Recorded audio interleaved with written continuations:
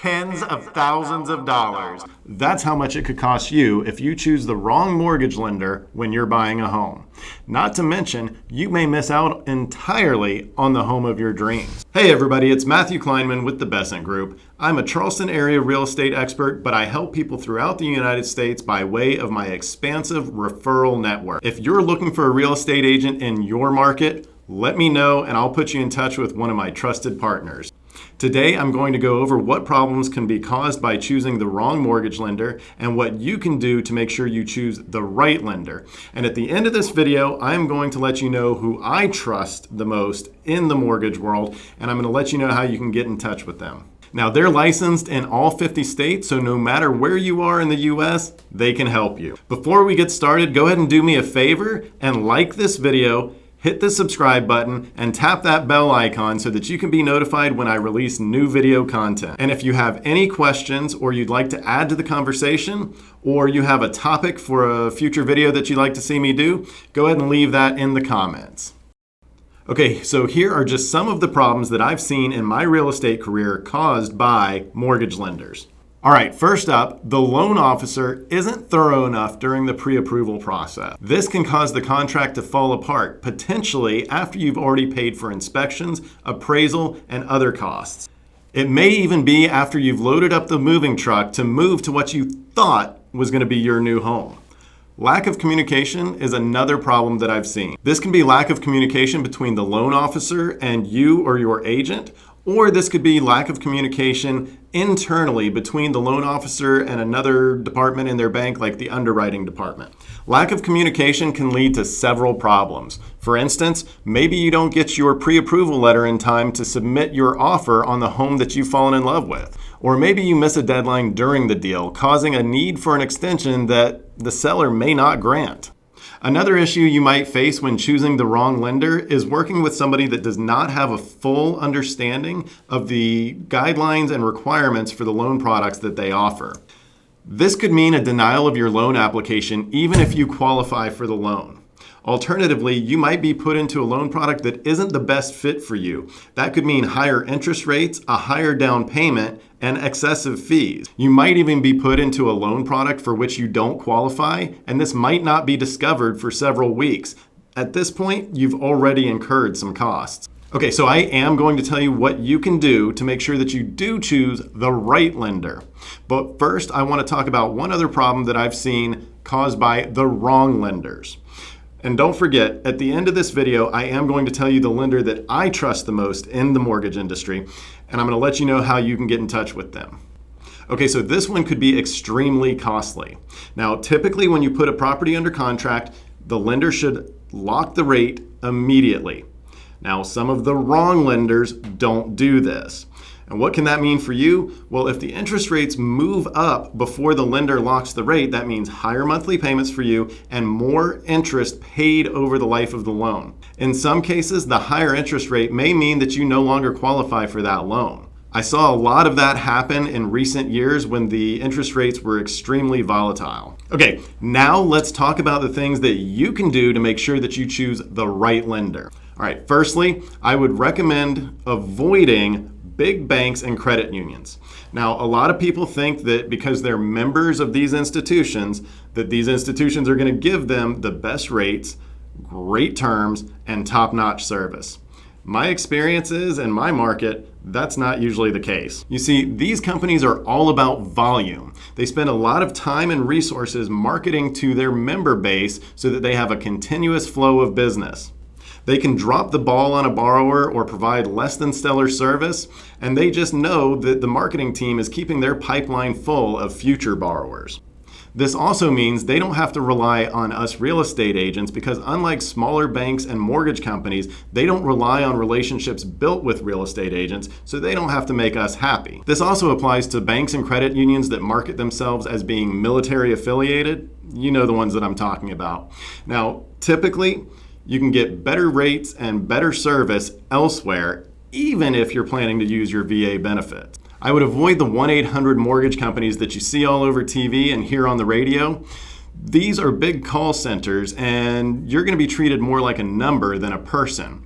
You probably will get a different person each time that you call in, which is going to make it difficult, if not impossible, to get the information or action that you need in a timely fashion. Reading reviews for a mortgage company or a loan officer might help, but you have to keep in mind that most people that leave those reviews have a limited frame of reference. You see, most people, they don't buy houses every day. They may buy one every 5 to 10 years. It may even be longer than that between purchases. So they don't really have a basis of experience with these lenders to give a good representation of how good that lender is in a lot of cases.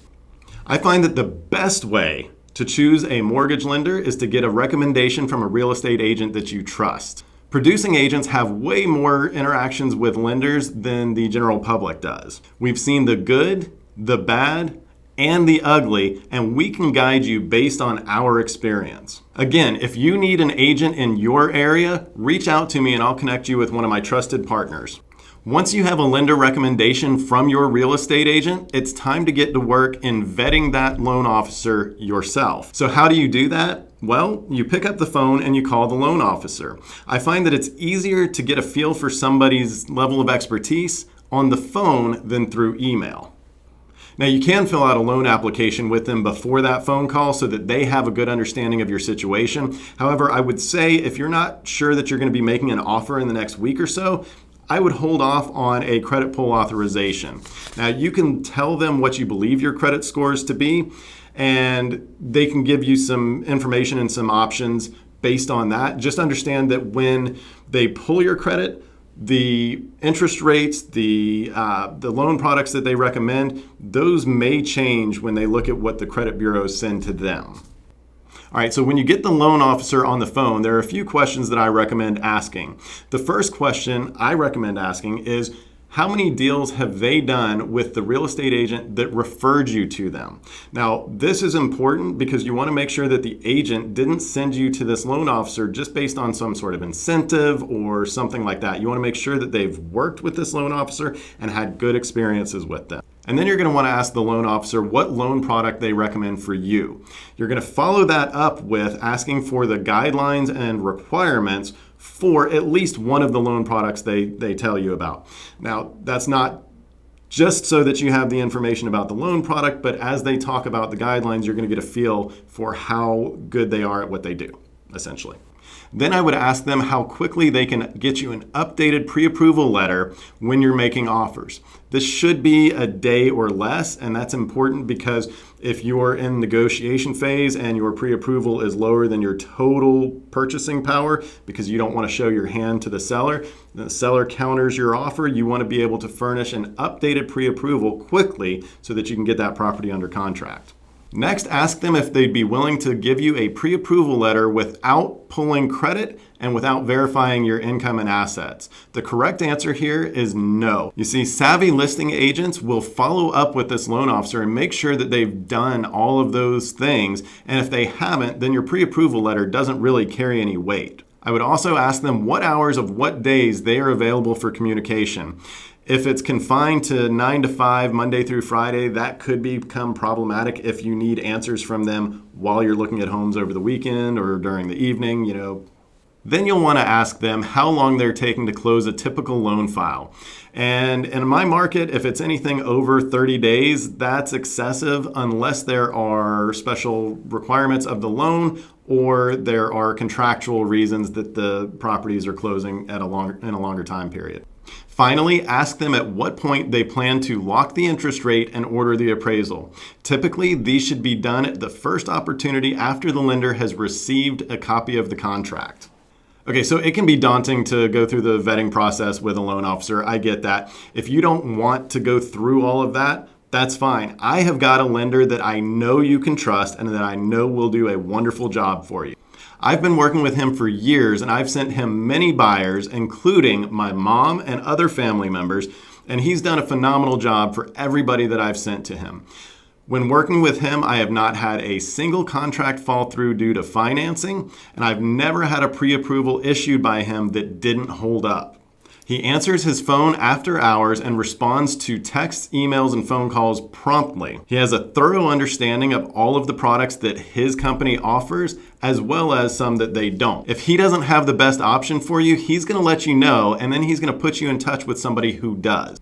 And remember, he can loan in all 50 states, and he has a lot of loan products that other lenders don't have.